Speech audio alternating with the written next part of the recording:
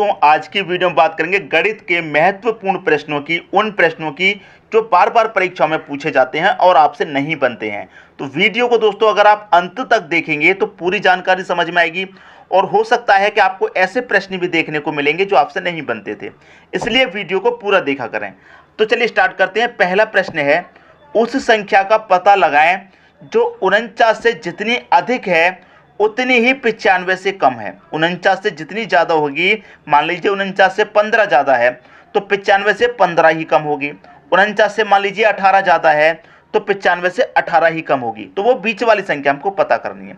तो कैसे पता करते हैं, इसकी जो आसान ट्रिक है वो सीख लीजिए कि दोनों को जोड़ करके आप 2 से डिवाइड कर देंगे।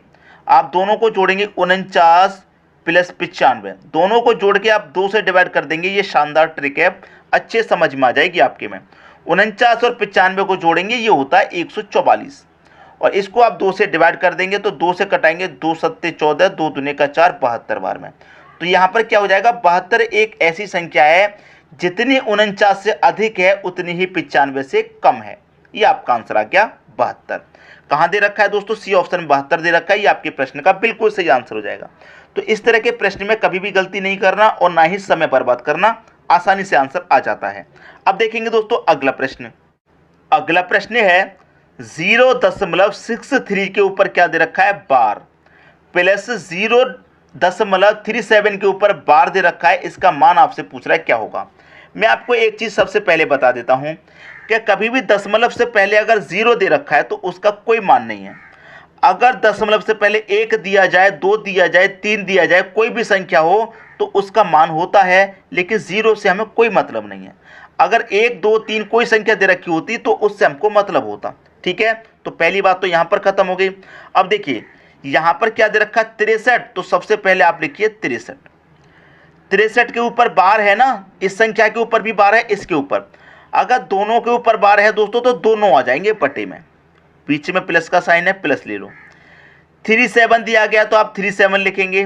बटे में कितना है दोस्तों, यहां पर दोनों संख्या के ऊपर बार है ना तो दोनों आ जाएंगे।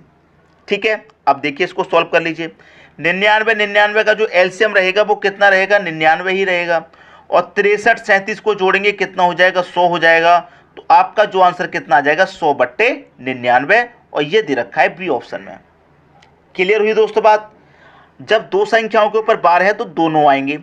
अगर ऐसा प्रश्न होता जैसे कि 63 में से केवल 3 के ऊपर बार होता, 6 के ऊपर नहीं होता, केवल 3 के ऊपर होता, 6 के ऊपर नहीं होता, तो फिर प्रश्न इस तरीके से सॉल्व नहीं होता। समझ में आई बात। अब देखेंगे अगला प्रश्न।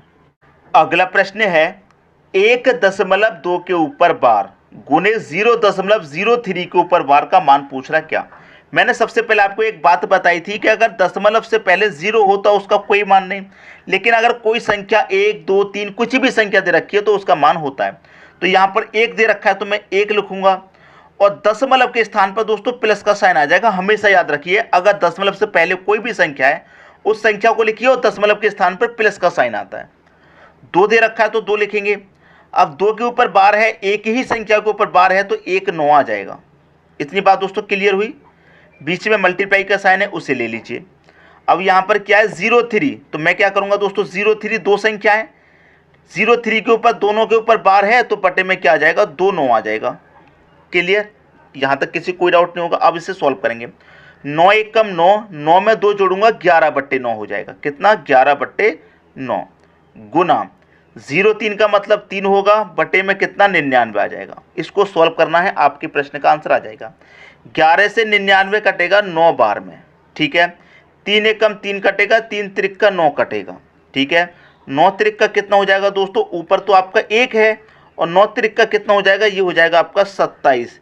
तो 1/27 हो जाएगा। 1/27 तो ऑप्शन में कहीं पर भी नहीं दे रखा है। जब ऑप्शन में कहीं पर नहीं दे रखा है तो 27 से आप क्या करेंगे, 1 में भाग देंगे। तो 1 में भाग देंगे तो नहीं जाएगा, इतना तो मैं दशमलव लगा लेता हूँ। ठीक है, जब 1 में भाग नहीं जाएगा दशमलव लगा जाएगा, कितना हो जाएगा, ये 10 हो जाएगा। 10 में भी नहीं जाएगा तो 1 0 और बढ़ा देंगे तो यहाँ पर 100 हो जाएगा। अब 27 से 100 में भाग कितनी बार जाएगा, आप जानते हैं 3 बार जाएगा। 27 से 100 में भाग कितनी बार जाएगा, आप जानते हैं 3 बार जाएगा। 3 बार में कितना जाएगा, 27 त्रिक का 81 तक जाएगा, 19 बचेगा। ठीक है, 19 बचेगा तो 19 में नहीं जाएगा, एक 0 लगेगा। ठीक है, 0 लगेगा तो फिर से 100, फिर मैं यहाँ पर कटाऊंगा दोस्तों, 27 से कटाऊंगा तो इस बार 7 बार में जाएगा।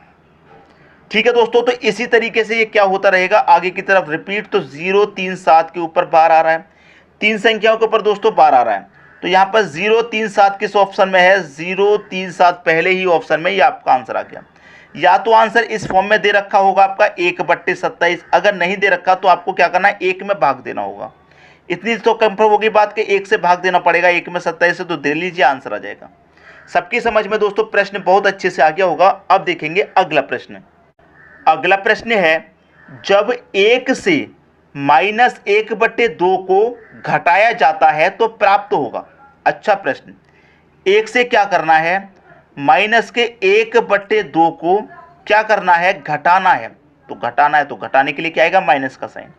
आप कहेंगे यार माइनस का साइन पहले से, तो इससे कोई मतलब नहीं है, इसको तो घटाना है, 1 में से घटाना है तो माइनस का साइन आपका आएगा।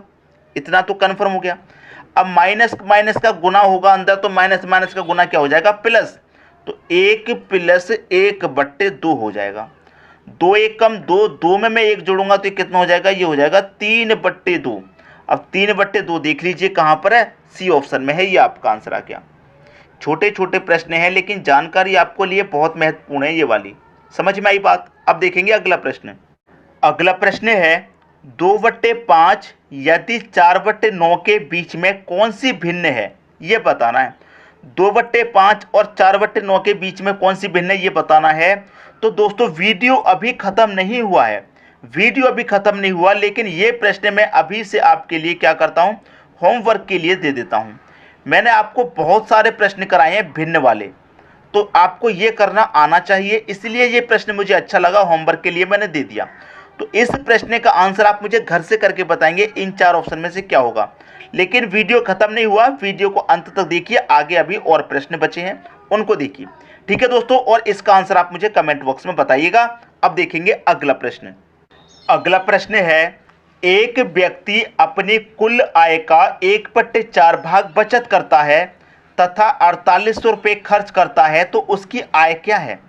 एक व्यक्ति अपनी कुल आय का क्या करता है दोस्तों, यहां पर मैं लिख लेता हूं, कुल आय का क्या करता है, कुल आय का 1/4 भाग बचत करता है। इसका मतलब क्या है, अगर 4 रुपये उसकी आय है तो 4 रुपये उसकी आय है, तो 4 में से कितना बचाता है, वो बचत करता है 1 की। अब दोस्तों सीधी सीधी बात है, 4 रुपये कमाता है, 1 की बचत करता है, तो बचत को मैं घटा दूंगा, 4 रुपये में से 1 की बचत की उसे हटा दिया, तो खर्च कितना कर रहा है दोस्तों, वो 3/4 भाग खर्च कर रहा है, 4 में से कितना खर्च कर रहा है, 3। समझ में आई दोस्तों बात, क्लियर हुआ। देखिए 4 रुपये उसकी आय है, 4 में से 1 बचत कर लेता है, तो खर्च कितना कर देता है, वो 3/4। तो यहाँ पर खर्च कितना है दोस्तों, 3/4, और यहाँ पर खर्च कितना, 4800 रुपये खर्च है, तो 3/4 4800 के हो जाएगा कि नहीं हो जाएगा। कटाइए, 3 से कितनी बार में कटेगा, 16 त्रिक 48, 16 बार में 2 0 1600, और 4 का मल्टीप्लाई 16 से होगा तो 16 चौकी कितना हो जाएगा, 64, और 2 0 मतलब 6400। ये आपकी प्रश्न का आंसर आ गया। उसकी आय क्या है, 6400 रुपये है, और 6400 कहाँ दे रखा है, बी ऑप्शन में। ये आपके क्वेश्चन का बिल्कुल सही आंसर हो जाएगा। तो मैं उम्मीद करता हूं दोस्तों सभी को प्रश्न बहुत ही अच्छे तरीके से समझ में आ गया होगा, किसी को कोई भी डाउट नहीं होगा। अब देखेंगे अगला प्रश्न। अगला प्रश्न है, यदि किसी संख्या के 3/4 तथा 4/7 भाग का अंतर 100 है तो वह संख्या क्या है। यदि किसी संख्या के कितना दे रखा है, 3/4 तथा 4/7 भाग का अंतर, अंतर का मतलब माइनस, अंतर कितना दे रखा है, 100 दे रखा है। ठीक है, तो वह संख्या क्या है ये पूछ रहा है। बहुत अच्छा प्रश्न है दोस्तों, देखिए सॉल्व करेंगे। 4 और 7 का एलसीएम लूंगा, 4 7 28, यहाँ पर दोनों का एलसीएम आ जाएगा। 4 से 28 को कटाऊंगा, कितनी बार, 4 7 7 बार में कटेगा, 7 त्रिक 21 हो जाएगा, माइनस 7 से कटाऊंगा 28 को, 4 बार में कटेगा, 4 चौके कितना, 16, और ये कितने के बराबर दोस्तों, 100 के बराबर है। 21 में से 16 को मैं घटा दूंगा, 21 में से 16 घटा दूंगा, 5 बचेगा, तो 5 ऊपर आ गया, बटे में कितना रहेगा आपका, आप कहेंगे सर 28, और बराबर में कितना रहेगा, आप कहेंगे सर 100। अब 5 से मैं 100 को कटाऊंगा तो दोस्तों पूरा पूरा 20 बार में कटेगा, और 28 का मल्टीप्लाई 2 से होगा, तो 28 दूनी का कितना हो जाएगा, 56 हो जाएगा, और एक ही 0 मतलब 560। ये आपके प्रश्न का सही आंसर हो जाएगा। और 560 कहाँ दे रखा है, पहले ऑप्शन में दे रखा है। मैं उम्मीद करता हूं कि जितने भी प्रश्न कराए हैं दोस्तों सभी आपको बहुत अच्छे तरीके से समझ में आ गए होंगे, किसी भी प्रश्न में कोई डाउट नहीं होगा। और जो प्रश्न मैंने आपको होमवर्क के लिए दिया है उसका आंसर आप मुझे कमेंट बॉक्स में बताइए क्या आएगा। ठीक है दोस्तों, वीडियो देखने के लिए आपका बहुत बहुत धन्यवाद।